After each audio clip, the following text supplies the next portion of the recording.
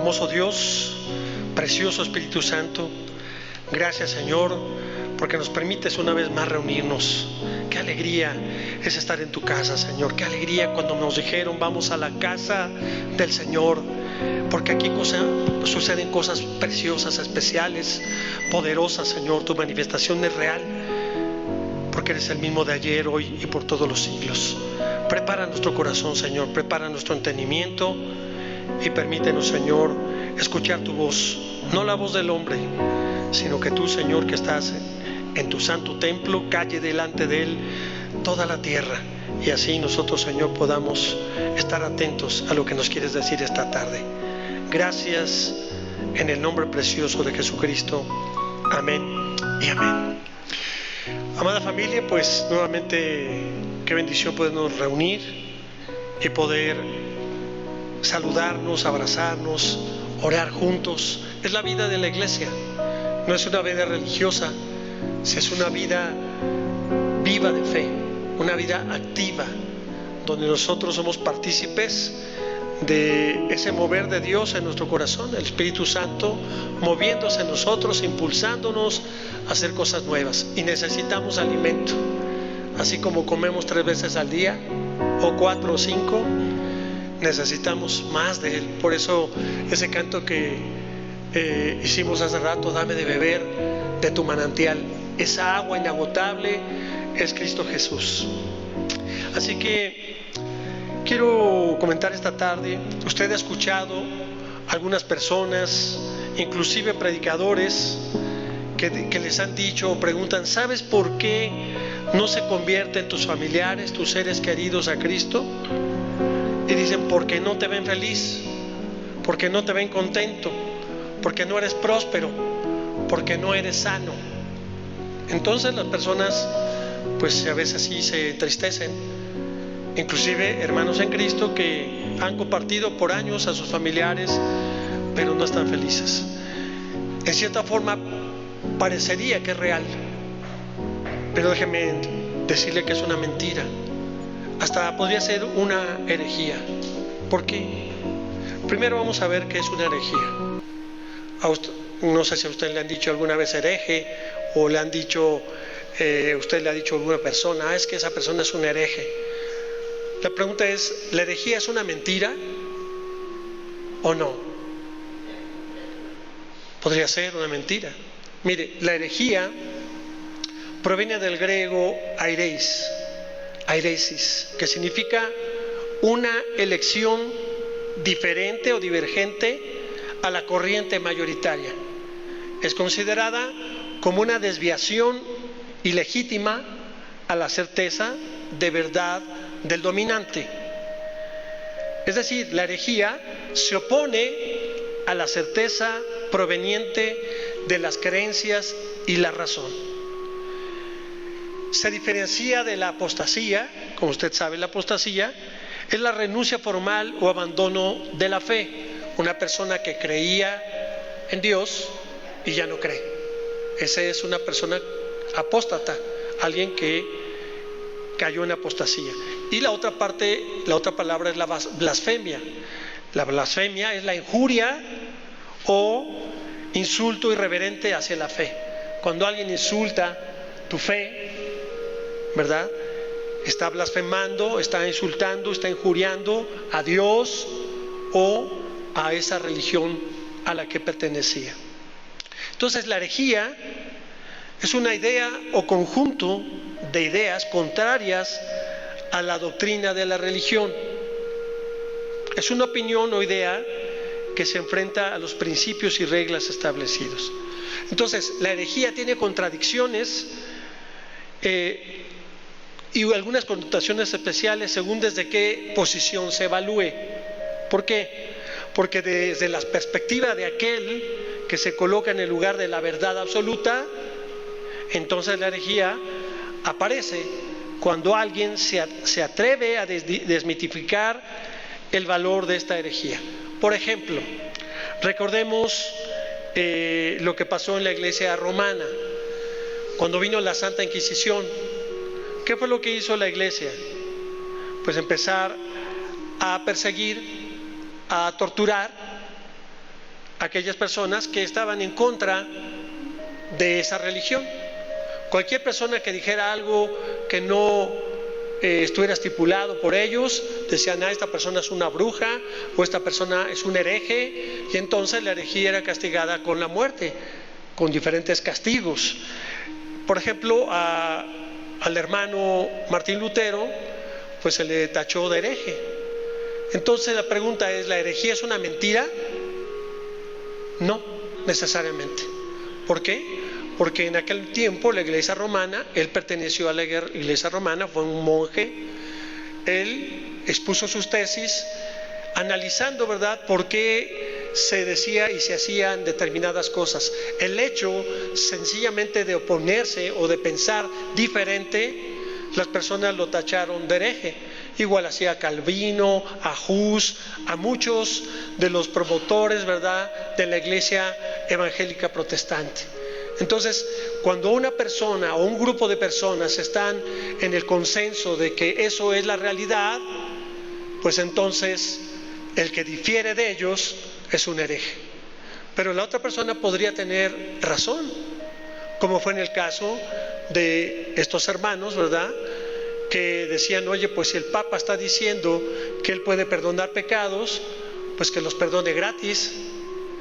Y Lutero decía, nadie puede perdonar pecados sino solamente Dios, a través de Jesucristo. ¿Fue una mentira o fue una verdad? Es una verdad, es una verdad, pero para aquel momento, para aquel tiempo, para aquella religión, pues como no era lo que esa persona pensaba, lo tacharon de hereje. Diríamos que una herejía es una verdad salpicada de mentiras.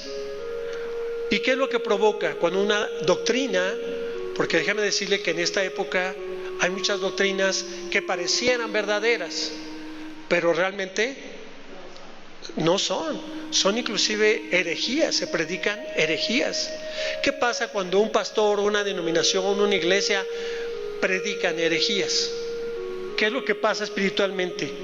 Provoca una distorsión espiritual y un evangelio insostenible al no gozar de las bendiciones que dice la Biblia que debe tener los que viven una vida de fe conforme a Dios le agrada.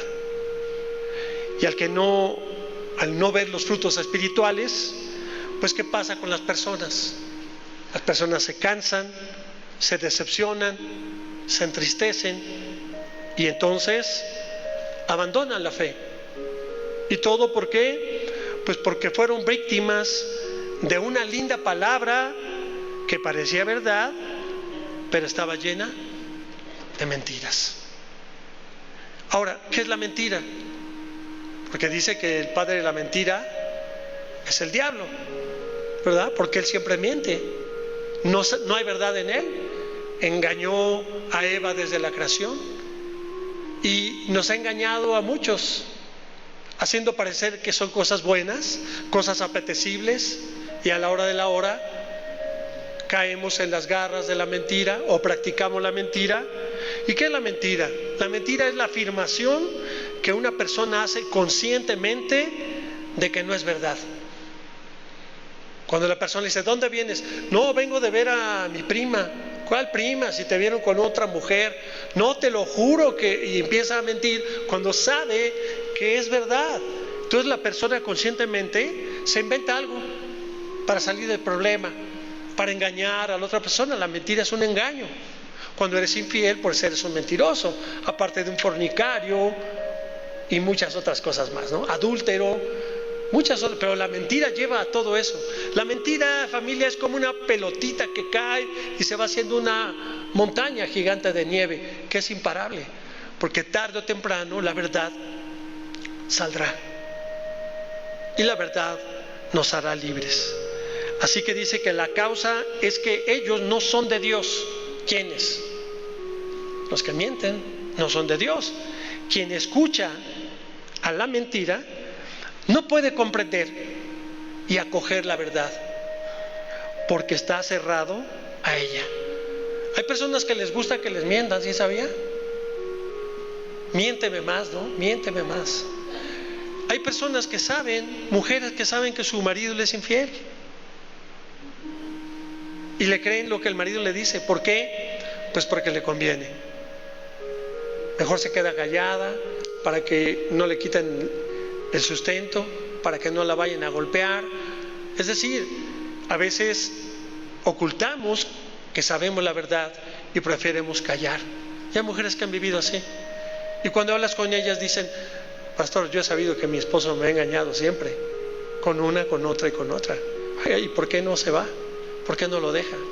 No, pues es mi esposo, es el padre de mis hijos. Entonces hay personas que les gusta vivir en el engaño, y tal vez no es que les guste, se han acostumbrado a vivir en la mentira. Entonces la persona que está y escucha las mentiras no puede comprender y acoger la verdad, porque está cerrado a ella. Es más, la manifestación de la verdad incrementa en él o en ella el rechazo a la luz. La luz no puede entrar porque la mentira es la oscuridad.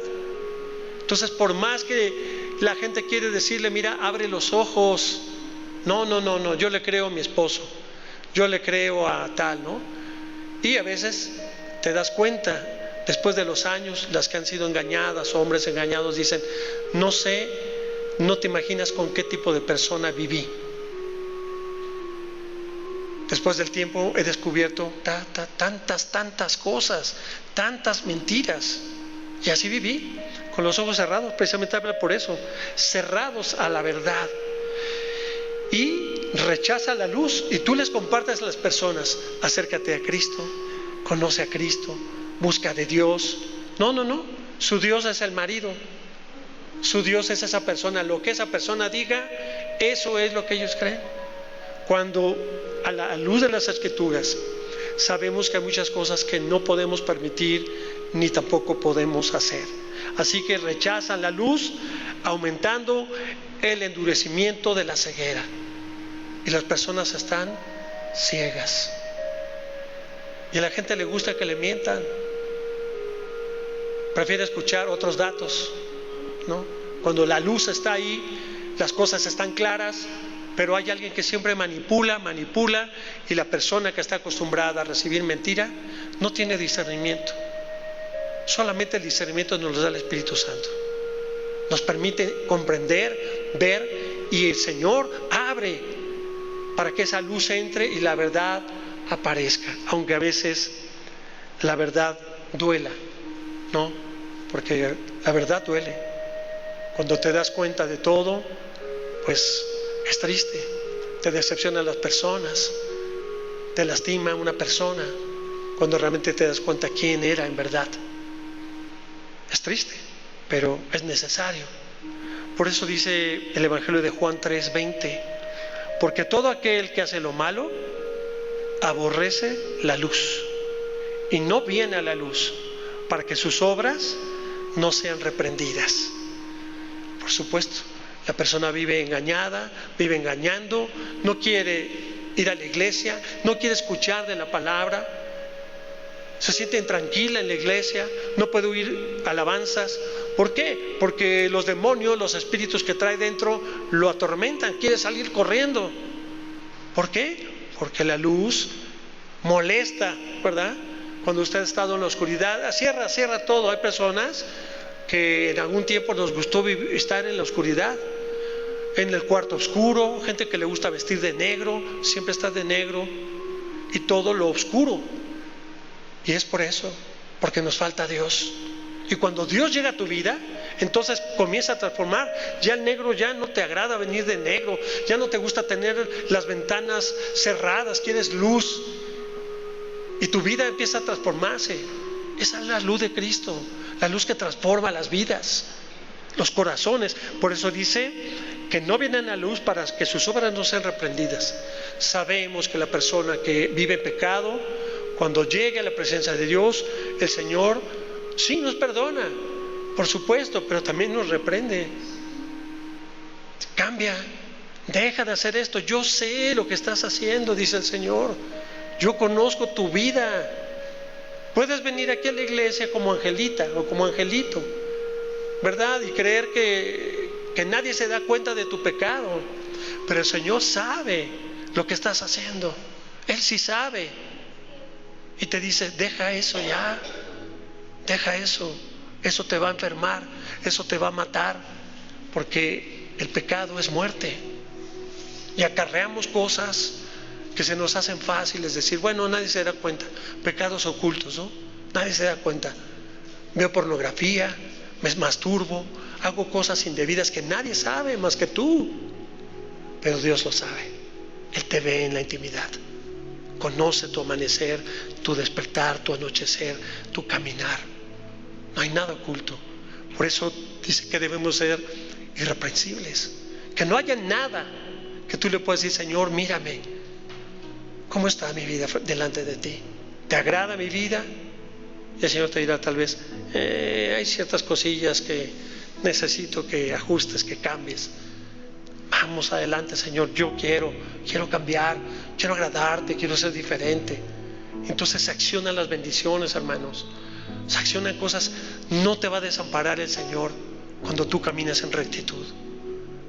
A veces queremos que el Señor nos bendiga de muchas maneras cuando vivimos en la oscuridad, cuando vivimos ocultando cosas. Difícilmente. En primera carta de Juan 4:6 nos dice: nosotros somos de Dios. El que conoce a Dios nos oye. El que no es de Dios no nos oye.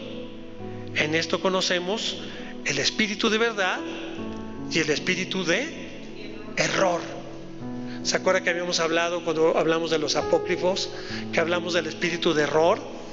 Y es eso: si una persona no está en rectitud delante de Dios, el espíritu de error vive en esa persona. Y entonces lo que predica, ¿qué es? Pues error. Su doctrina es hierra. Todo lo que hace sale negativo, hierra. Y es una doctrina que envenena el corazón de los congregantes, envenena el corazón de la iglesia, porque estamos dándole una puertita para que hagamos cosas que la misma Escritura dice que no debemos de hacer. Entonces, familia, ¿qué es lo que debemos de hacer? Llenarnos del Espíritu de verdad, el Espíritu de Dios, el Espíritu Santo. ¿Para qué? Como pregunté al principio, ¿por qué no se convierten tus familiares? Porque no te ven feliz. Permíteme decirte, hay muchas personas que viven felices, tienen sus carros del año, tienen sus mansiones del año, viajan por todos lados, se la viven tomando, y para ellos esa es la felicidad, ¿o no? Muchos dicen: el dinero no es importante, la felicidad no, o sea, es importante, dice, pero el dinero es lo que más se le parece a la felicidad. Tienes dinero y ¿cómo te sientes? Feliz. Puedes ir a comprar y puedes hacer muchas cosas y pareciera que no, y te da mucha paz tener un buen dinerito en tu cajón o en tu cuenta, pero esa no es la felicidad. No nos confundamos. Entonces, si la gente te ve feliz es porque tienes dinero, porque te va bien, pues entonces estamos hablando de la teología de la prosperidad, familia. Porque te ven contento. Hay personas que siempre están felices, siempre son risueñas, es su característica, siempre están sonriendo. Y ellas dicen que son felices, pero cuando ves su entorno, te das cuenta que los hijos están en drogas, ya dejaron las escuelas, la chica quedó embarazada, su entorno se empieza a complicar, viven solas, o el marido les es infiel, está en alcoholismo, la golpea. Pero ella tiene una actitud positiva. El ser positivo y estar sonriente no quiere decir que seas una persona feliz. Para eso está, entonces, únete a los optimistas, ¿verdad? Está ese programa que sacan. No, aquí no se trata de optimismo. Y luego dice: sé próspero. Pues va pegado con lo que estamos hablando del dinero, la teología de la prosperidad. Y finalmente, sé sano. Es decir, si estás enfermo, entonces Dios no te ama. ¿Y los niños entonces que nacen enfermos, Dios los castiga? ¿O no los ama a la gente que se enferma? Claro que los ama. El Señor tiene propósitos para cada persona. Inclusive a través de la enfermedad y a través de la muerte, muchas personas han sido alcanzados para la gloria de Cristo. Entonces, mis hermanos, esto es engañoso. Yo te voy a decir una cosa: sí es importante que nos vean contentos, que nos vean bien, pero te voy a decir una cosa: nuestra vida debe ser testimonio ¿sí? Pero de lo que el Evangelio ha hecho en ti. Lo que el Evangelio ha hecho en ti. Y aclaro, tu testimonio no va a salvar a nadie. Tu testimonio no va a salvar a nadie. No es a través del testimonio que somos salvos. Hay una palabra que usted la conoce, se llama evangelio, que aparece más de 100 veces en el Nuevo Testamento. Evangelion incorpora la idea de comunicarse, de un mensaje de comunicación. Evangelion quiere decir anunciar, proclamar, declarar, predicar. Es el prefijo que quiere decir que es algo bueno. Entonces el Evangelio es un buen mensaje. ¿De qué? De las buenas nuevas. Por eso el Evangelio, Evangelion, es algo bueno que se debe de ¿qué? Proclamar, de anunciar, de declarar, de predicar. Así que para dar testimonio real del Evangelio, de la gracia de Dios, acompáñeme allí en el libro de Hechos 20:24. Pero ninguna cosa hago caso, ni estimo preciosa mi vida para mí mismo, con tal de que acabe mi carrera con gozo y el ministerio que recibí del Señor Jesús, para dar ¿qué? Testimonio de que de mí, testimonio de que soy rico, testimonio de que estoy sano, testimonio de testimonio del Evangelio de la gracia de Dios, del Evangelio de la gracia de Dios. Claro, el Evangelio a través de la palabra transforma mi vida y entonces puedo dar un testimonio de que soy salvo, de que tengo gozo. ¿Me explico? Pero no tengo gozo o alegría porque me saqué la lotería o porque tengo un trabajo muy bueno. No, estamos hablando de dar testimonio de lo que ha hecho la palabra en nosotros. ¿Y qué es lo que hizo Jesús? Jesús no solamente vino a dar testimonio, vino a predicar el Evangelio. Felipe, ¿qué hizo? Predicar el Evangelio. ¿Qué hicieron todos los discípulos? Predicar el Evangelio. No hay salvación sin escuchar el Evangelio. Porque familia, a veces nos quedamos en la oración de salvación. Y nosotros le compartimos a una persona y le decimos, ¿quieres ser salvo? Sí, repite conmigo. Y le hacemos una oración que repita. Gloria a Dios, esa persona ya es salva. Gloria a Dios. ¿Y en qué momento le vamos a dar alimento? Nada más con una oración que ni siquiera está en las Escrituras, no está en ningún pasaje, sino es una oración estructurada por nosotros, claro, con la fe de que el Señor la va a escuchar y va a abrir su corazón a esta persona para que el Espíritu Santo more en ella. Pero es decir, es a través del Evangelio de cómo nosotros podemos ser salvos. Pablo sabe que el Evangelio iba a ser atacado. Segunda carta a los Corintios 11, 3, 4. Segunda carta a los Corintios 11, 3 y 4. Pero temo que como la serpiente con su astucia engañó a Eva, vuestros sentidos sean de alguna manera extraviados de la sincera fidelidad a Cristo. Porque si viene alguno predicando otro Jesús que el que os hemos predicado, o si recibís otro espíritu que el que habéis recibido, u otro evangelio que el que habéis aceptado, bien lo toleráis, y pienso que nada he sido inferior a aquellos grandes apóstoles. Aquí está hablando Pablo, ¿verdad? Comparándose con Pedro y con todos los demás apóstoles, pero advirtiendo precisamente que si alguien trae un mensaje diferente, un mensaje diferente. Por eso es que, mis hermanos, a veces soy repetitivo en que lo que nosotros tenemos que predicar es a Jesucristo. Muchas iglesias a veces ni siquiera lo mencionan en el culto. Hablan nada más de Abraham, de Isaac, de Jacob, pues sí, que bueno, eso fue en el Antiguo Testamento, pero si nosotros somos cristianos, tenemos que hablar de Cristo, de los evangelios, de las buenas nuevas. Así que, mire, acompáñenme ahí en Gálatas 1, Gálatas 1, 6, 8. Estoy maravillado de que tan pronto os hayáis alejado del que os llamó para gracia de Cristo, para seguir un evangelio diferente. No que haya otro, sino que hay algunos que os perturban y quieren pervertir el evangelio de Cristo. Dice: mas si aún nosotros o un ángel del cielo os anunciare otro evangelio diferente del que hemos anunciado, sea anatema. ¿Qué significa anatema? Sea maldito. Es una palabra que se decía dejando a esa persona bajo la ira de Dios.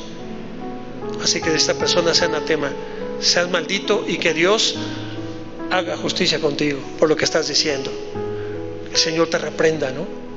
Entonces, mis hermanos, a veces creemos cosas muy fantasiosas y le creemos a las personas porque no estamos preparados ni estamos capacitándonos. Hay una declaración muy común entre los cristianos, tal vez usted la ha escuchado, y dice: predica el evangelio en todo momento. Si es necesario, utiliza tus palabras. Predica el evangelio en todo momento. Si es necesario, utiliza tus palabras. Mis hermanos, el evangelio es poderoso y debe ser comunicado. Es una declaración, pero aguas, no tus palabras, de hombre o de mujer. Por eso esta frasecita que inclusive está en algunos stickers y en muchos lugares se ha promovido, pues es peligrosa. Mire qué dice Romanos 1:16. Porque no me avergüenzo del evangelio, porque es que poder de Dios, ¿para qué? El evangelio es el poder que Dios utiliza para salvación de todo aquel que cree. Entonces, familia, es el evangelio lo que nos hace que nosotros creemos en Jesucristo. Es el evangelio predicado por los apóstoles, lo que Dios le ha dado poder para salvación de todo aquel que cree, al judío primeramente y también al griego. Dice el 17: porque el evangelio, la justicia de Dios, se revela por fe y para fe, como está escrito: mas el justo por la fe vivirá. Así que, familia, no es utilizar palabras nuestras, palabras de hombre o de mujer, animar a las personas. Está bien, hay momentos en que las personas están tristes, están depresivas, y es bueno un abrazo apapachador del hermano, de la hermana, ¿verdad? Pero cuando tú le dices: ánimo, ánimo, todo va a cambiar, ánimo, mira, no te desanimes, y empiezas a hablar y nunca mencionas nada de Dios. O sea, son palabras únicamente humanas. Échale ganas, ¿verdad? Ya verás que vienen tiempos mejores. Me puedo estar hablando aquí 10 minutos sin decir nada de la palabra de Dios, y a veces somos así. Entonces tenemos que decir eso: ánimo, el Señor está contigo, porque Dios dice. Y ahora sí, sacas la palabra, el evangelio, y le das palabra, no tu palabra, no lo que a ti se te ocurrió, sino le estás dando alimento espiritual, que es poder para que esa persona sea salva, sea restaurada, sea fortalecida. Así que, primera carta a los Corintios 15, 1, 2. Además, os declaro, hermanos, el evangelio que os he predicado, el que también recibisteis, en el cual también perseveráis, por el cual asimismo, si retenéis la palabra que os he predicado, que sois salvos, si no creíste en vano. Porque primeramente os he enseñado lo que asimismo recibí, que Cristo murió por nuestros pecados conforme a las Escrituras. Entonces vemos, familia, que es a través de las Escrituras, a través de predicarle a las personas, que las personas pueden ser salvas, creyendo verdaderamente en la palabra. Porque mire, hay muchas personas, ya lo hemos visto, que han recibido a Cristo como Señor y Salvador, que escuchan alabanzas, que hacen muchas cosas y no leen su Biblia, o se ponen a leer Deuteronomio, ¿no? Y Números, y qué bueno que leen la palabra, son las Escrituras, pero no está diciendo aquí que leas las profecías. ¿O dice aquí que leas profecías? ¿Dice aquí que leas Deuteronomio? ¿O dice como dijo el profeta Isaías? No, como nosotros te dijimos, te estamos dando el mensaje que nos dio Jesús, y nosotros te vamos a dar palabras de vida si tú las recibes y también perseveras y las retienes, que es la palabra que te hemos predicado. Entonces serás salvo. Romanos 10, 13, 17. Porque todo aquel que invocar el nombre del Señor será salvo. ¿Cómo pues invocarán? Fíjese, aquel en el cual no han creído. ¿Y cómo creerán en aquel de quien no han oído? Hace poquito canté esa canción, ¿no? De Marcos Witt. Deja encender una luz. Ahorita me acordé porque esta es la parte que dice: ¿y cómo irán sin haber quien les predique? ¿Y cómo predicarán si no fueren enviados?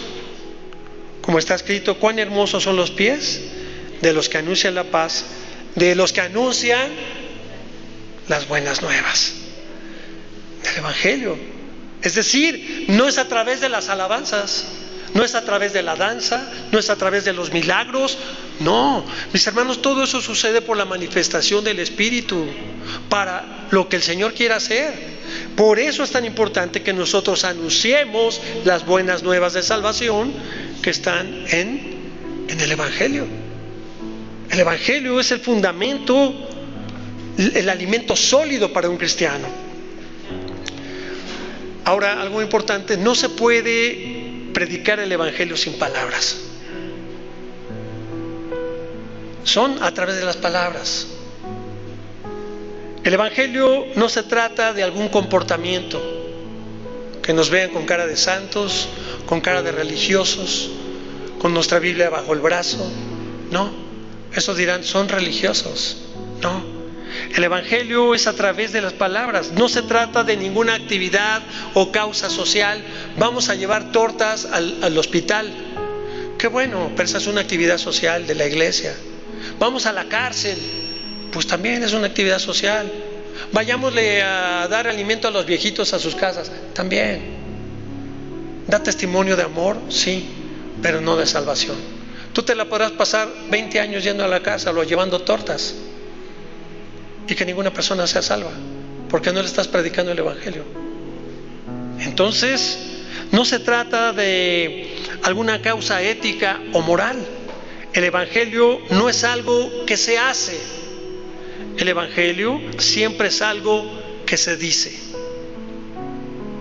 No dice la Escritura que lo hagáis o que lo hagáis, sino dice que lo creas.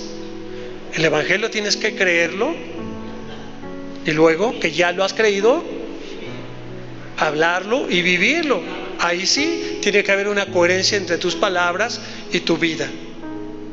Este testimonio de lo que hablas, para que la gente te crea, pues decir, mira, lo que el pastor dice, lo que la hermana dice es real, porque lo vive en su casa, lo vive con sus hijos, lo vive con su marido.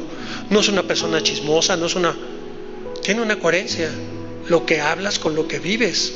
Pero la persona que vive completamente diferente a lo que habla, pues las personas que dicen, oiga, ¿por qué no empieza usted mejor a hacerlo? ¿Por qué no lo hace usted? La gente no te cree, pero es consecuencia de haz el Evangelio. No dice haz el Evangelio, es cree en el Evangelio.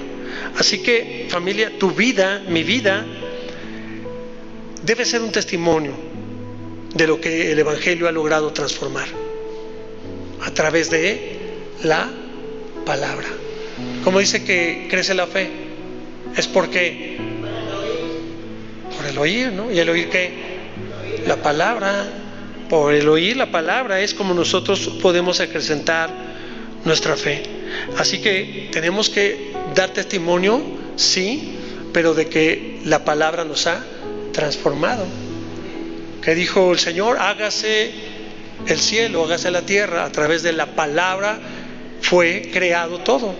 Así que es a través de su palabra que nosotros somos nuevamente recreados, somos regenerados, somos transformados.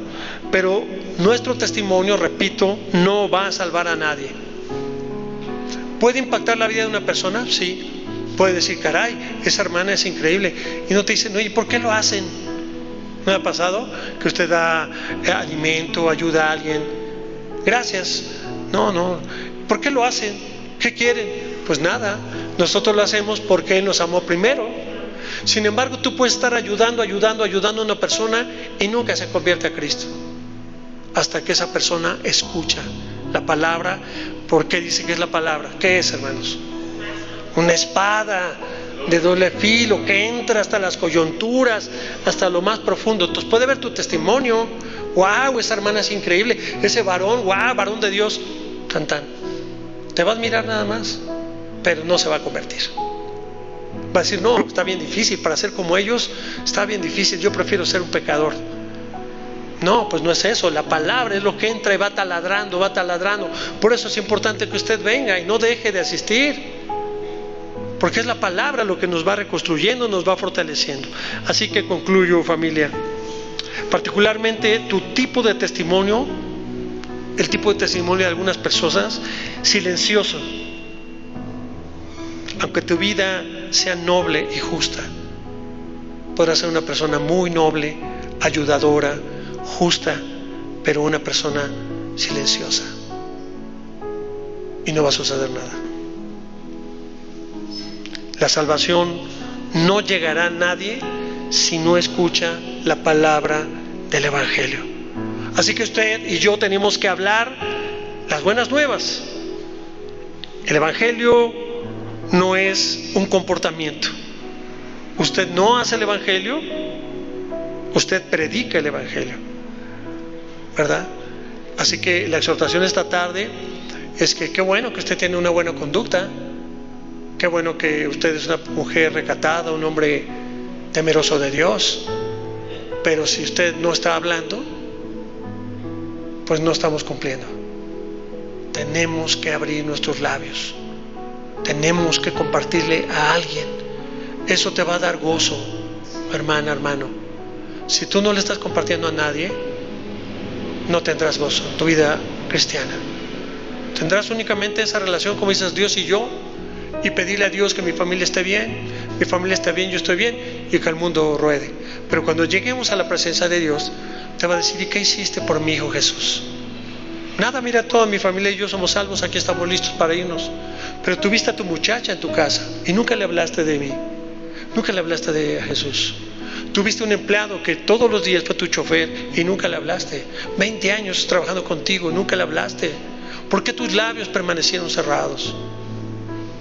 Dice que no debemos de callarnos porque hablarán las piedras por nosotros y nos será demandado.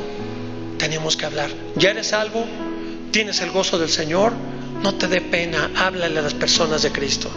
Háblales, llévate un folleto, entrégalo, habla, invierte un poquito de tu día para hablarle a alguien nuevo. Dile en la oración matutina, Señor, ponme a alguien en este caminar, este día, alguien a quien le pueda hablar de tu Hijo Jesús, alguien que le pueda dar testimonio de lo que me transformó la palabra, y que tú puedas regalar a lo mejor una paleta, un dulce con un texto bíblico, puedas hacer algo para que otra persona escuche del Evangelio. Así que esa es la exhortación, familia, porque la fe es por el oír y oír la palabra poderosa de Dios. Cierra sus ojos. Padre bondadoso, danos fuerza, danos ánimo, danos sabiduría, pero también disipa todo miedo, todo temor, Señor, toda pena de hablar de ti, Señor. Que nuestros labios se abran para compartirle a otras personas, dar las buenas nuevas, que tú estás vivo, que tú sigues siendo el mismo de ayer, hoy y por los siglos, que las personas pueden transformar su vida, que en ti hay salvación, hay sanidad, que tú perdonas los pecados, que es tiempo de cambios, de arrepentimiento, que vendrán cosas nuevas y grandes si la persona cree en ti, si se toma poderosamente de tu mano. Señor, ayúdanos a este remanente que estamos aquí en esta iglesia, para que también podamos salir este día con gozo, y que nos puedas poner este mismo día a alguien, o mañana temprano, Señor, que sea nuestro anhelo, que no pase un día de nuestra vida sin que nosotros podamos abrir nuestros labios, cantar tus alabanzas, pero sobre todo hablar del amor de Cristo, dar las buenas nuevas de salvación. Gracias, Padre, por tu bendita palabra, en el nombre de Jesús. Amén y amén.